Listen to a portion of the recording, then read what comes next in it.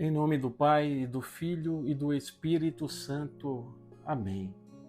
Meus queridos irmãos, hoje eu quero convidar cada um de vocês aqui presentes para mergulharmos juntos em uma das verdades mais libertadoras de toda a Escritura, e que hoje em especial São Paulo irá nos apresentar na Carta aos Romanos. Mas antes de seguirmos, eu gostaria de te perguntar uma coisa que toca profundamente o centro da nossa vida cristã. Você tem permitido que o Espírito Santo realmente habite em você? Ou a sua vida ainda é conduzida pela carne, pelas suas vontades e pelas suas feridas?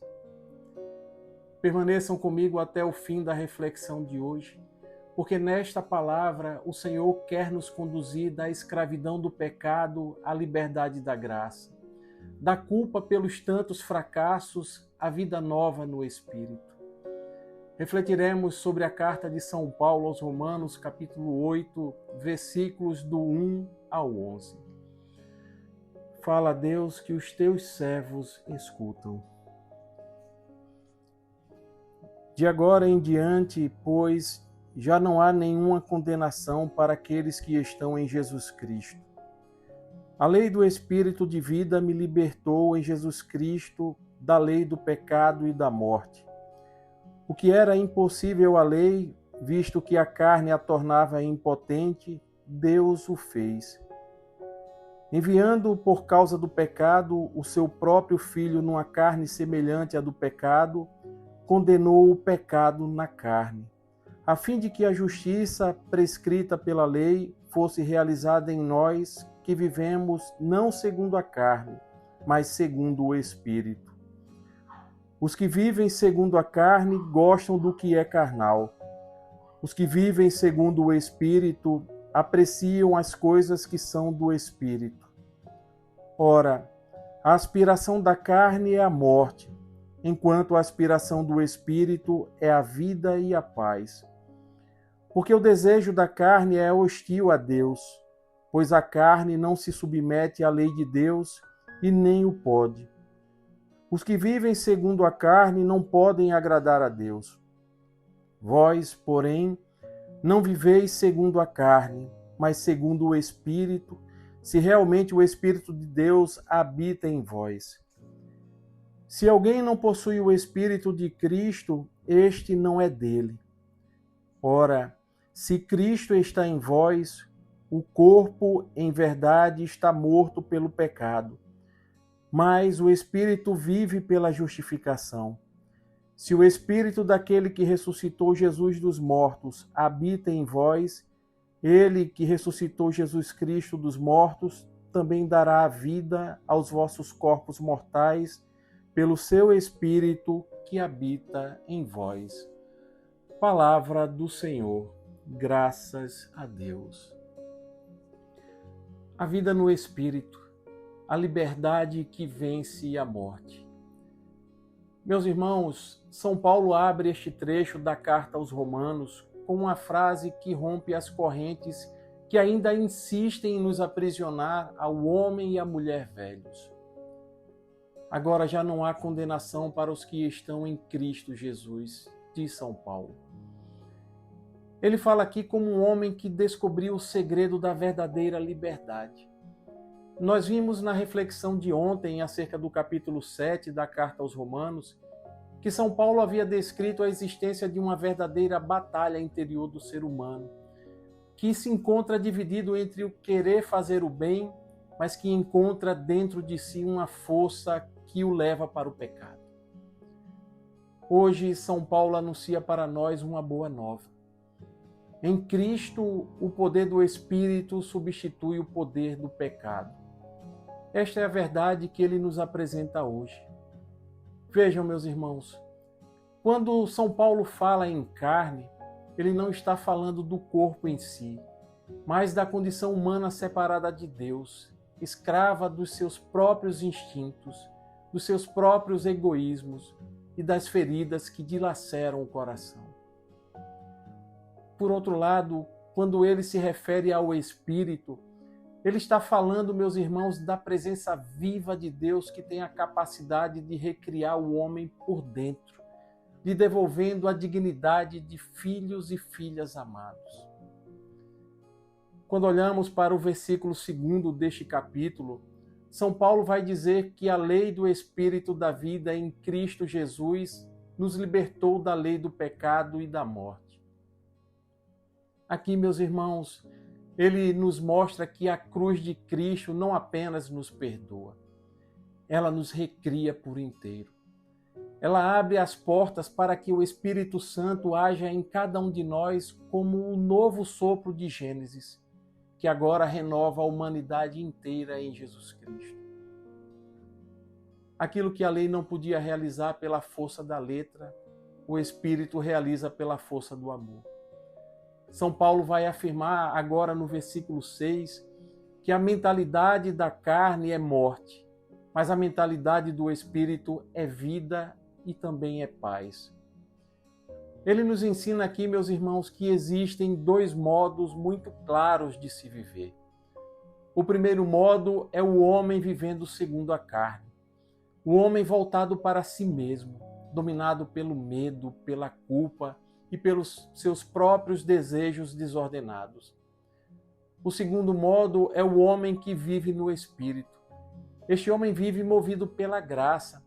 Ele vive orientado para Deus e é capaz de amar e também de servir. Quantas vezes, meus irmãos, nós vivemos segundo a carne, mesmo dentro da igreja.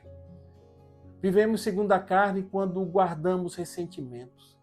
Vivemos segundo a carne quando nos deixamos guiar por vaidades, por competições e muitas vezes até mesmo pelos orgulhos espirituais. Vivemos na carne mesmo quando falamos de Deus. Mas o Espírito Santo quer hoje mudar a nossa mentalidade. Ele quer ocupar o trono do nosso coração e dizer para cada um de nós que Ele nos conduzirá à vida plena. E nesse sentido, meus irmãos, o Catecismo da Igreja, no parágrafo 1988, nos ensina que a vida moral cristã é uma vida animada pelo Espírito. O Espírito Santo torna o coração do homem novo e o conduz à vida eterna.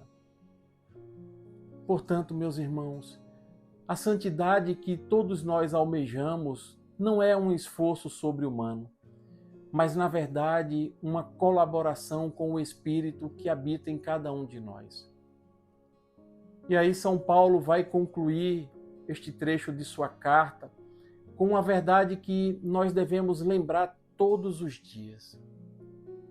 Se o Espírito daquele que ressuscitou Jesus dentre os mortos habita em cada um de nós, aquele que ressuscitou Cristo também dará a vida aos nossos corpos mortais, por meio do seu Espírito que habita também em nós. Vejam, o mesmo Espírito que fez a pedra rolar no sepulcro pode rolar hoje a pedra do seu coração. O mesmo sopro que deu vida ao corpo morto de Jesus Cristo pode ressuscitar hoje a sua fé adormecida, ou ao seu amor ferido, ou a sua esperança há tempos apagada. Não há pecado, meus irmãos, que o Espírito não possa vencer, muito menos nenhuma ferida que ele não possa curar.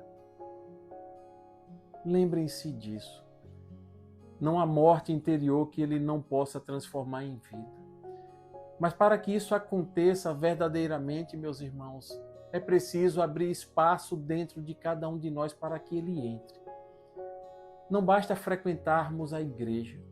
É preciso deixar o Espírito Santo habitar dentro de nós como o Senhor e hóspede amado. Nós falamos de santidade. E essa, meus irmãos, todos nós sabemos, é de fato a nossa vocação. Mas a santidade só começa quando o Espírito Santo deixa de ser um visitante e passa a ser o morador principal de nossas almas. Talvez ainda haja irmãos aqui que se sintam condenados pelos erros do passado. Eu te digo, meus irmãos, esses erros não definem quem de fato vocês são. Mas deixa eu te dizer mais uma coisa. A palavra de Deus hoje, ela é muito clara e nos revela que já não há condenação para os que estão em Cristo. O Espírito Santo nos liberta de todo sofrimento de culpa. É o Espírito Santo, meus irmãos, que restitui a nossa dignidade. É o Espírito Santo que nos faz novo homem e nova mulher. Permitam, meus irmãos, que Ele transforme suas mentes. Permitam que Ele purifique seus desejos e os conduza à verdadeira vida. Porque viver segundo o Espírito é viver como quem já ressuscitou por dentro. E quem vive assim já começou o céu aqui na terra. Obrigado, Senhor, por esta palavra. Meus queridos irmãos, eu agora lhes convido a compartilharem este vídeo com alguém que precisa sentir o sopro do Espírito Santo na vida. Seja também instrumento da graça. Que o Espírito Santo de Cristo ressuscitado habite em você. Que o Espírito Santo te liberte de todo o peso da carne. Que o Espírito Santo te renove na graça e te conduza à plenitude da alegria em Jesus Cristo. Louvado seja nosso Senhor Jesus Cristo, para sempre seja louvado. Estivemos reunidos e permaneceremos unidos em nome do Pai e do Filho e do Espírito Santo. Amém. A alegria do Senhor seja a nossa força. Santo dia, graça e paz.